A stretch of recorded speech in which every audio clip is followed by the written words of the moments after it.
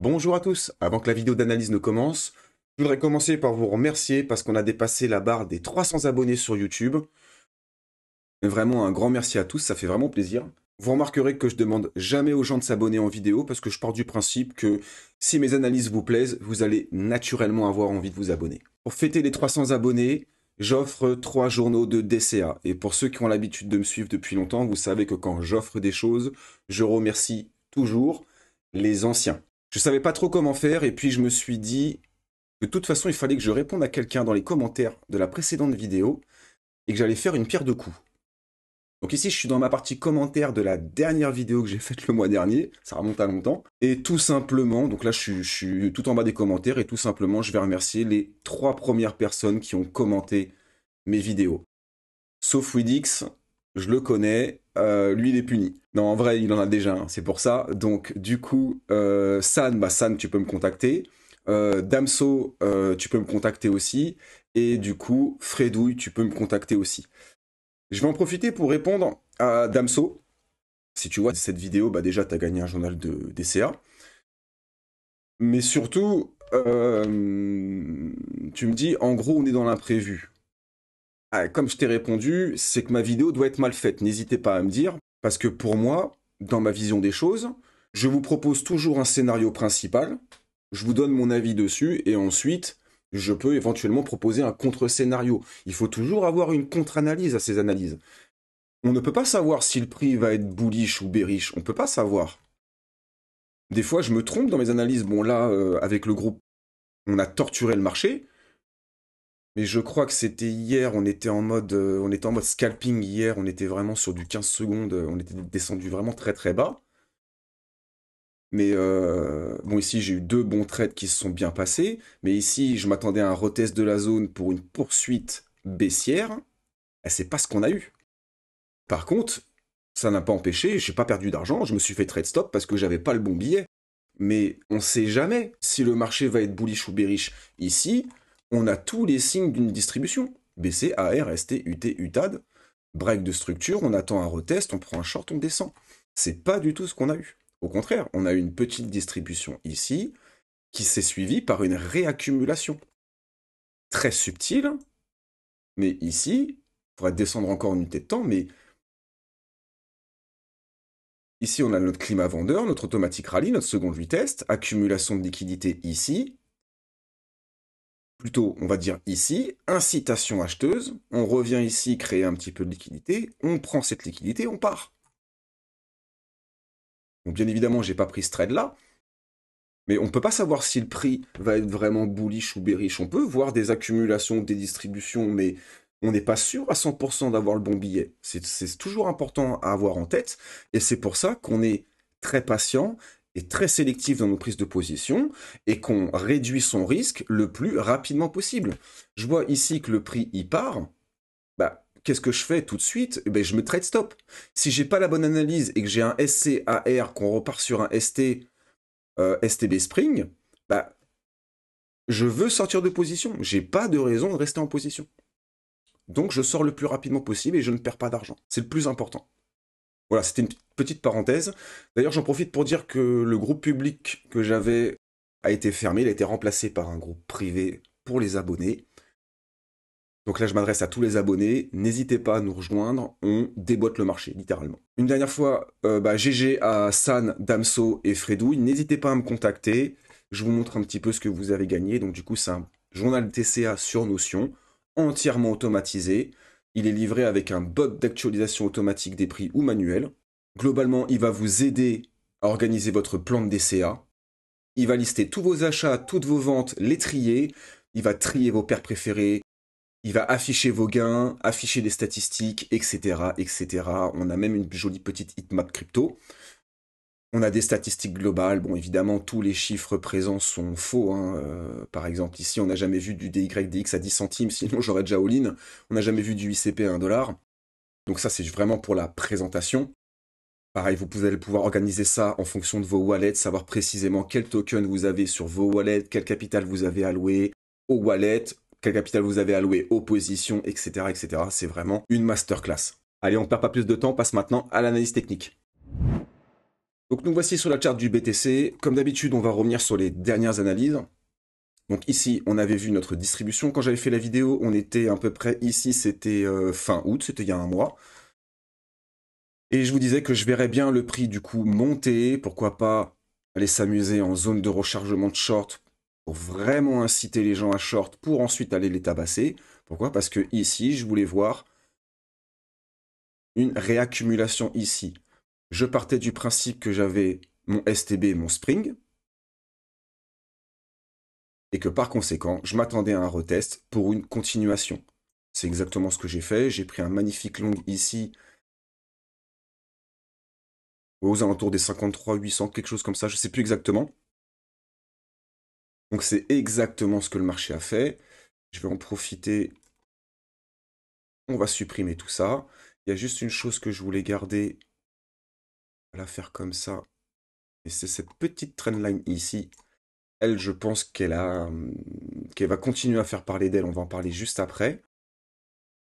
Tout ça, je peux supprimer. Ça, je peux supprimer. J'ai envie de garder cette longue trendline ici parce que il y a toujours un monde où elle pourrait faire parler d'elle. Pourquoi pas?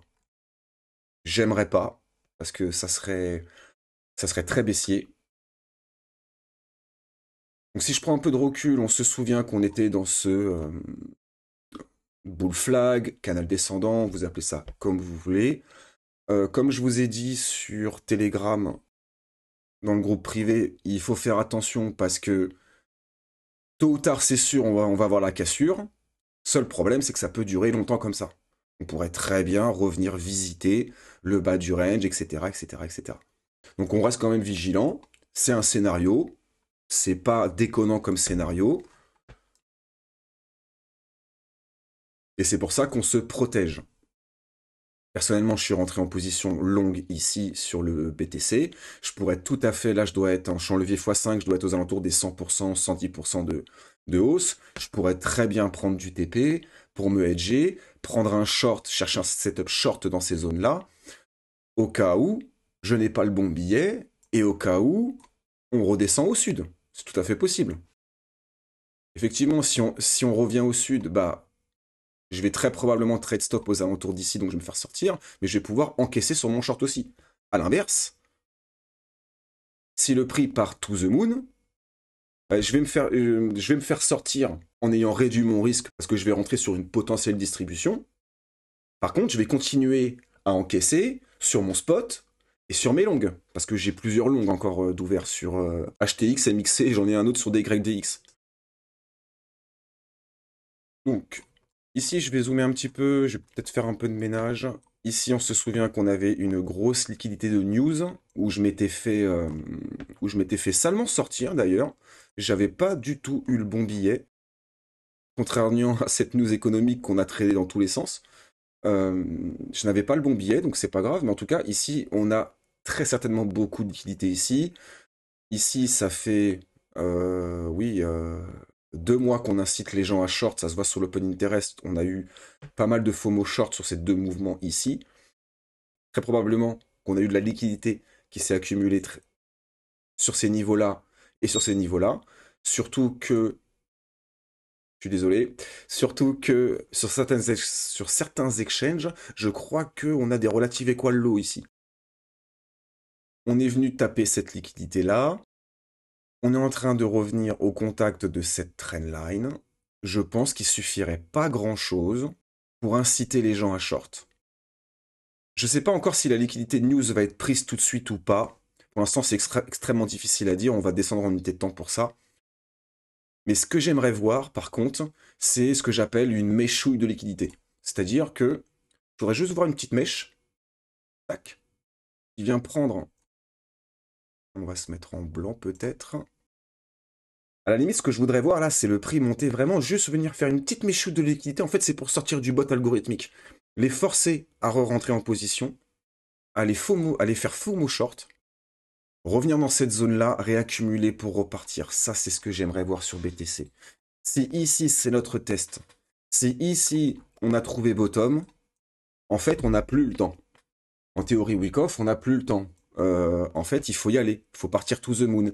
À la limite, on peut avoir une accalmie ici, ce qu'on va appeler un SOS, mais pas plus. Un SOS, peut-être. Un SOS comme ça, peut-être, pourquoi pas. Mais ici, ce que j'aimerais voir, on va descendre encore en unité de temps, mais vraiment ici, ça se voit, c'est assez obvious, on a une belle accumulation de liquidité ici. Alors pareil, si... C'est ça qui est très compliqué. On va peut-être me dire qu'on est dans l'imprévu, etc. Mais techniquement, euh, si ici on a trouvé bottom, moi ça me choque pas qu'on laisse de la liquidité en fait.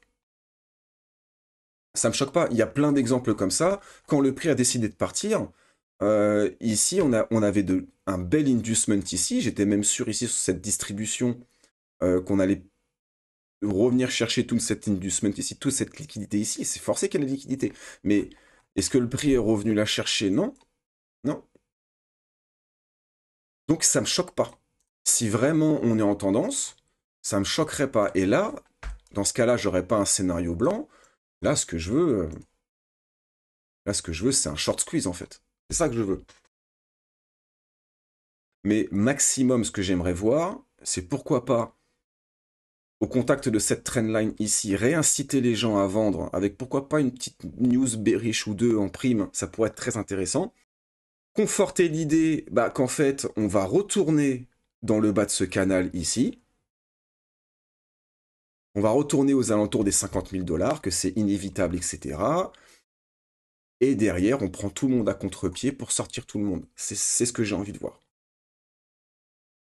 Je pense que cette trendline n'a pas fini de faire parler d'elle. On pourrait même l'étendre comme ça me choquerait pas, mon dessin il est assez bien fait, ça me choquerait pas de voir le prix revenir ici, réinciter à short, réinciter à long, pardon, pour ensuite casser tout le monde, et là vraiment, vraiment inciter à short. On n'arrive pas à casser les résistances, on casse du support, c'est bearish, on fait du M, du momentum baissier, etc. Et derrière, gros short squeeze. En ce qui concerne la gestion de mon long, du coup, moi je pense que je vais sortir. Pour moi, le prix n'a pas à passer sous ce niveau-là. Même si cette trendline me dérange un petit peu, pour moi le prix n'a pas à passer sous ce niveau-là. Le bloc qui va être défendu, c'est lui. Je vais zoomer un peu. Le bloc qui devrait être défendu, pour moi, c'est lui. Donc, si on est vraiment bullish, pour moi, on est sur la fin. Si je descends en petite unité de temps, je vais enlever le Moyen-Âge sur l'Open Interest. Je vais pas faire beaucoup d'Open Interest parce que ça me prendrait trop de temps, mais on voit qu'à chaque explosion haussière, on a l'Open Interest qui explose. Ici, on a l'Open Interest qui explose, et on voit que c'est du long, parce qu'à chaque fois qu'on fait un petit mouvement baissier, on voit qu'on sort pas mal de gens. Ici, on fait un petit mouvement baissier, on sort la totalité des gens qui sont rentrés, en fait. Donc, ça se voit que les gens sont bullish. Et c'est pas ce qu'on veut voir, par contre. Là, je vais vraiment aborder ma contre-analyse. Ça, je voudrais pas voir ça, en fait.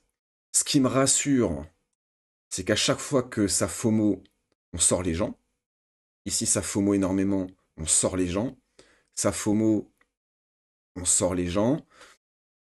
Ça FOMO encore, ouais, on va dire qu'on a sorti les gens sur ce mouvement-là, mais vous allumez YouTube 10 minutes, vous allez voir Twitter 10 minutes, les gens sont quand même très bullish. C'est pas ce qu'on veut voir, c'est pas ce qu'on aime voir.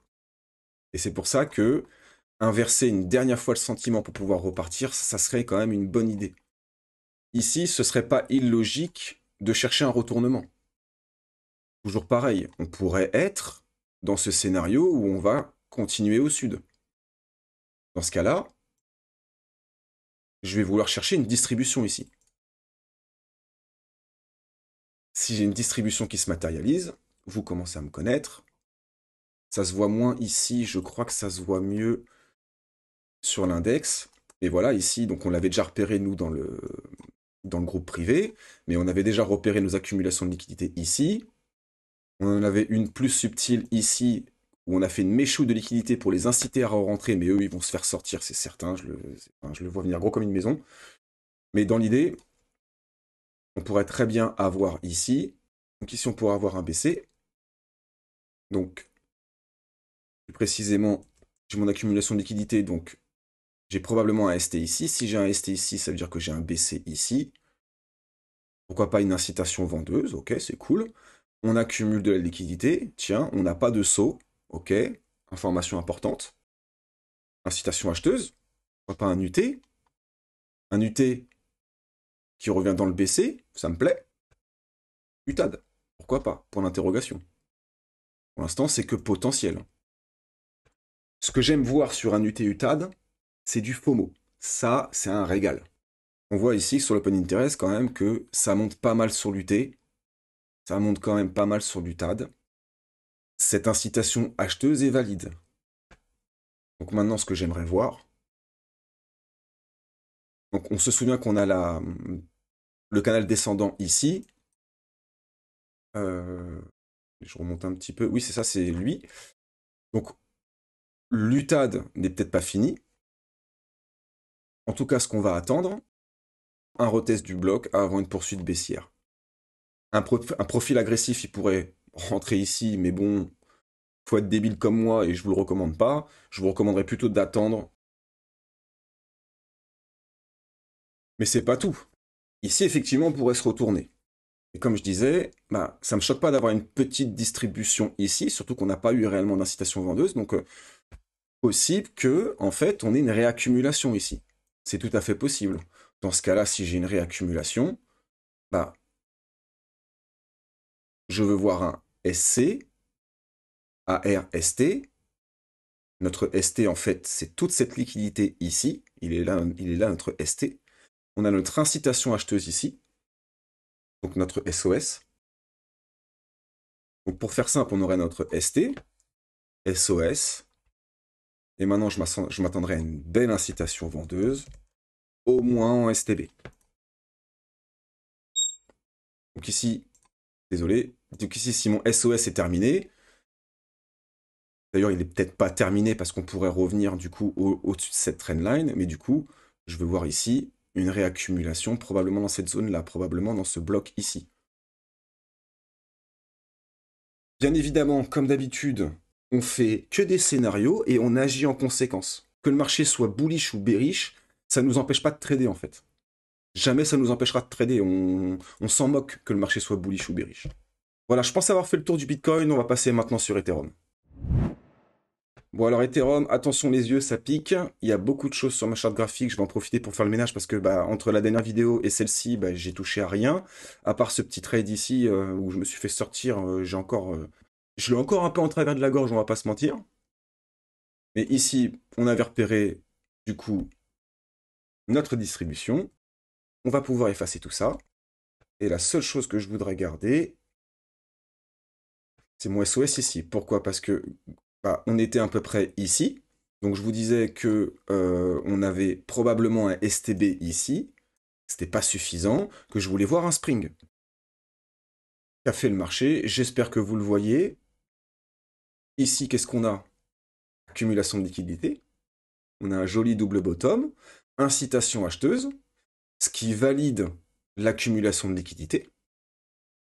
STB. Spring. Donc notre STB, il est ici. Et notre spring orange, il est ici. Et à l'intérieur, en interne,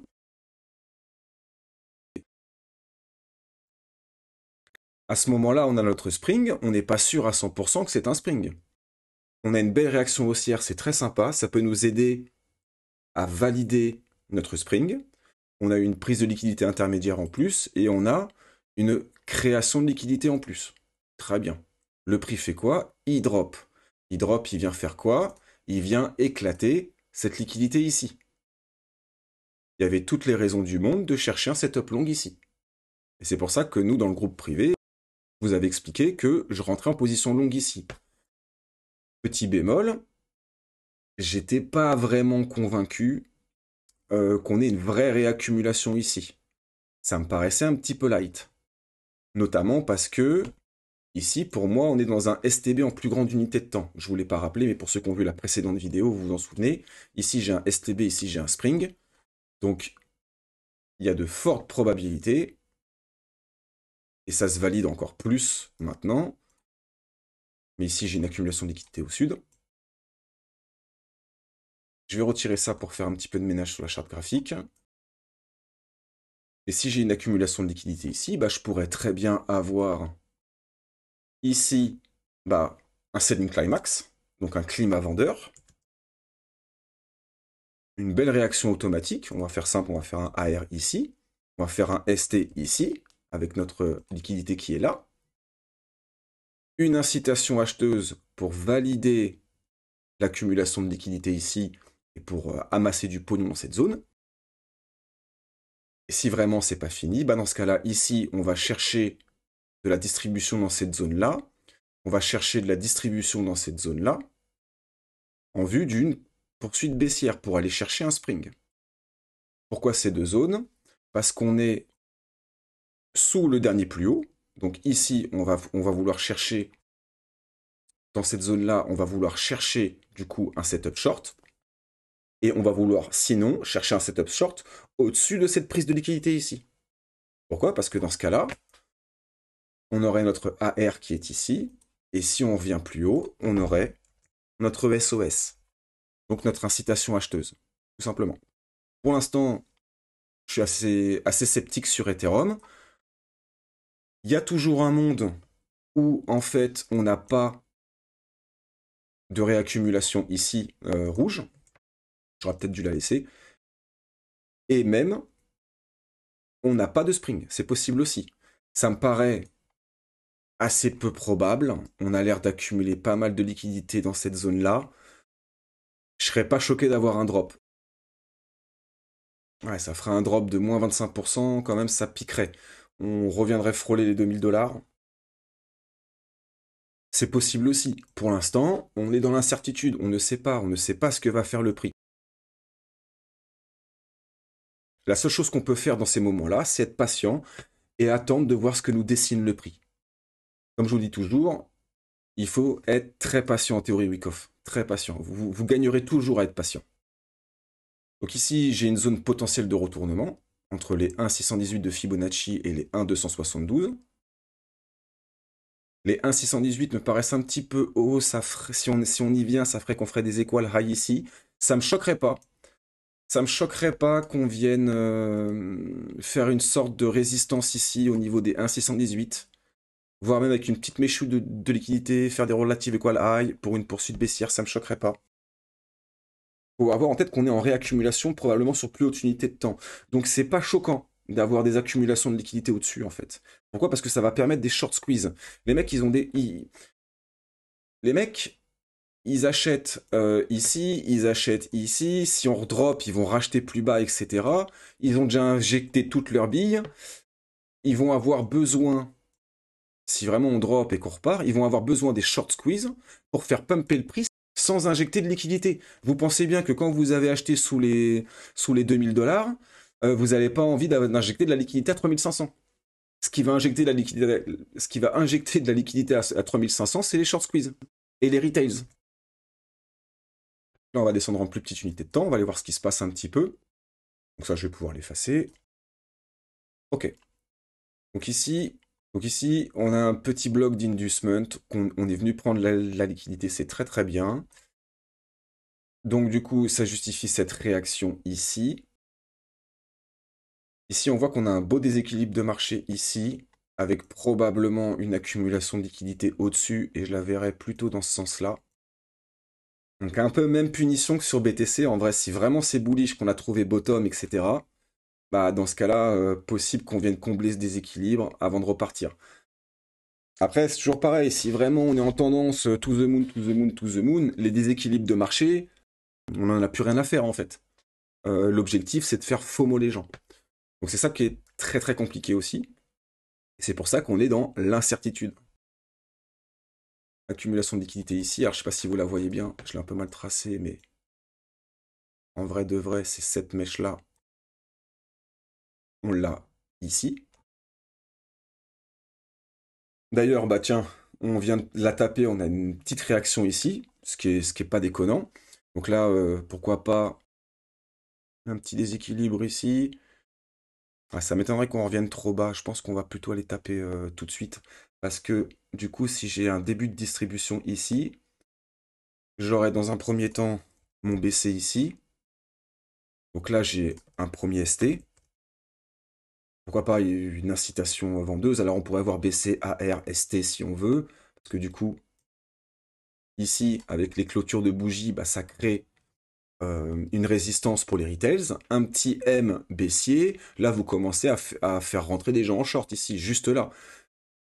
Là, on est en 30 minutes, mais si je descends 3 minutes, vous avez les traders scalpers qui rentrent en short ici.